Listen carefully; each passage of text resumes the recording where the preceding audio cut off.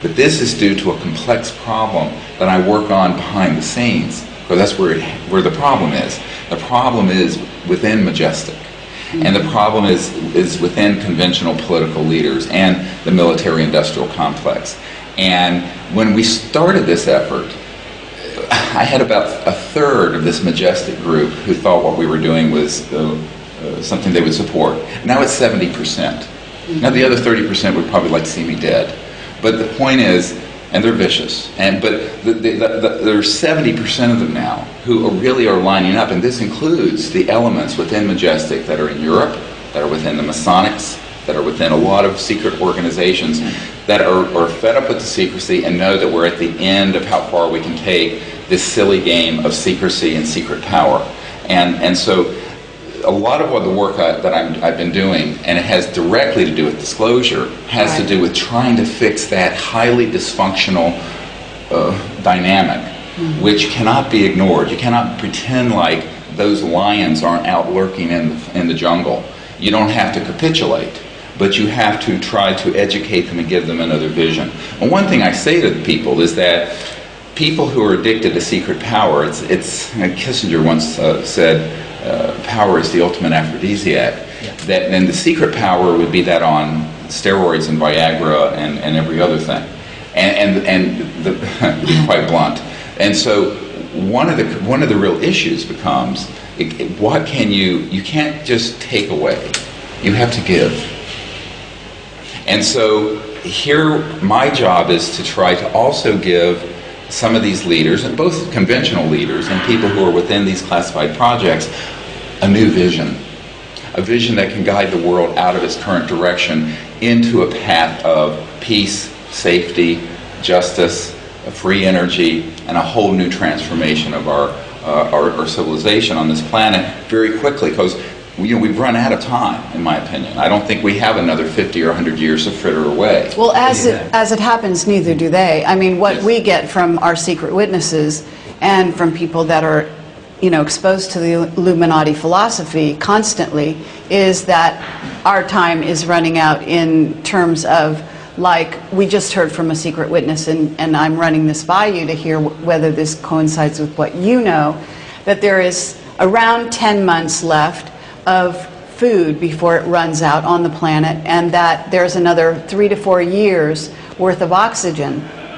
I mean, I don't know if this is, down to the minute or not, or whether this is it's more vague than it was stated to me, or more in, where you would fall in that category in terms of how you understand that. Let me say that there are a lot of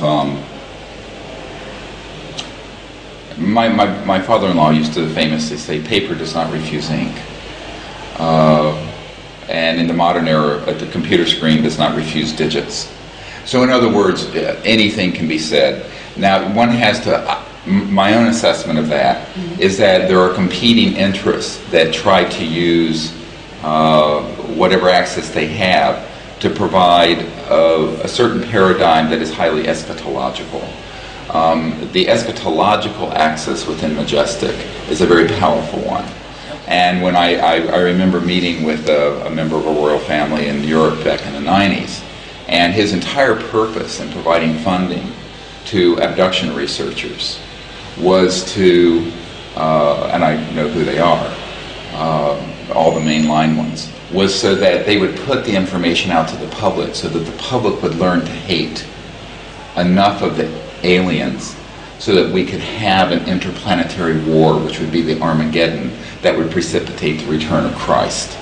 Now, this was a very specific, Opus Dei perspective, and that is really what is driving. It's like Ahmadinejad in Iran saying that, well, it would be okay if we went to nuclear war with Israel, because that would force the 12th Imam, which is their return of their Christ, to return to Iran. Sure. And so this eschatological end-of-the-world perspective. So you're actually saying, just to cut to the chase here, you're saying that this man's testimony to what I just said about 10 months and 4 years is basically him being programmed by the controllers in a certain sense. Well, it's through a glass dimly. In other words, yes, we're headed for a crisis. Yes, we're headed towards a hiatus, can I call it that, in the situation. But what they don't understand is that it is the end of one era and the opening of another. It isn't the end of life on Earth. It is not going to be the end of the human race on this planet. Well, these are all. This agree with that. This is so the conflation of certain misinterpreted spiritual traditions, whether it's from the Book of Revelations or elsewhere, or the Mayan calendar in 2012, has created this sort of eschatological juggernaut, Sure. which is very Scientological.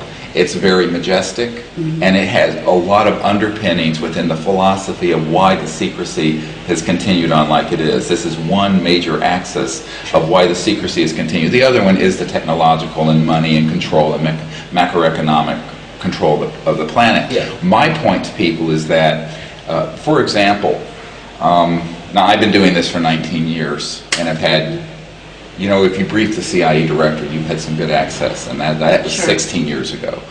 And my family put the first man on the moon. So I have had access to people within classified projects for a lot of my life. And for example, and I know that we're going to probably disagree on this because I saw what you wrote on your blog after my talk last night. There are people who have been exposed to what they wanted them to see. This Bob Lazar was one that they then allow to speak out. Now the question is, what's the agenda behind that allowing? I have had more than a dozen people who have worked in facilities in Dulce and in Pine Gap in Australia, and other places where they have actually been growing the gray and reptilian species that people think are ETs. And that the people who've been in the projects think they're working alongside an alien. And they're not. They're absolutely what are called nano-biomachines. And they are programmed life forms. And there is no question that that is going on. And so the larger question becomes, if someone comes up to you with just an empirical observation, what is it they're seeing? Now I'm going to cross over into something even more controversial. We have some people at Lockheed and another program, I can't say where it is, but it's in the South, in an underground facility, and the chief scientist is someone I know very well.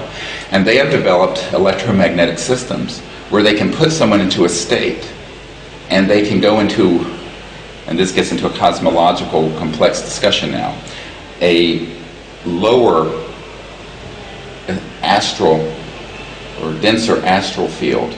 And some would call this demonic. And they can actually see beings and creatures there and bring them in three-dimensional and materialize in flesh and blood through these electronics. So a lot of these things that people are seeing have nothing to do with interstellar and extraterrestrial. So when I talk about the interstellar civilizations that also have trans-dimensional capability. You can't go through interstellar space at the speed of light or less. Right. But there's a cosmological indigestion happening within ufology and disclosure that I find disturbing, because people are conflating interdimensional with extraterrestrial with PLFs that are programmed life forms, man-made, and all of this is being put together as if it is one thing, and it isn't. It's unfortunately much more complex than this, and this is exactly why. I agree with that as well. It's very complex. This is why when Martin Cannon, back in the late 80s, put together a 2,000 footnoted paper and collection proving the military human involvement with abductions, and that the creatures they were using were not ET. There wasn't some alliance between Majestic and these ETs. The ETs wouldn't bother with them. Now I say they're aliens, but they're not extraterrestrials. Okay, and now we're getting into, and people say I'm being cheeky. I'm not, because these are very bizarre creatures, and some of them even, now I'm going to take it one step further. You've all heard of Roswell. And you've all heard of that there have been a number of electromagnetic weapon systems that have targeted and knocked down interstellar vehicles, not at a great kill rate in the early days. I hate to use the word kill rate, it's terrible, but it's become more and more efficient since SDI and since the 90s, frankly, and particularly in the last 5 or 10 years.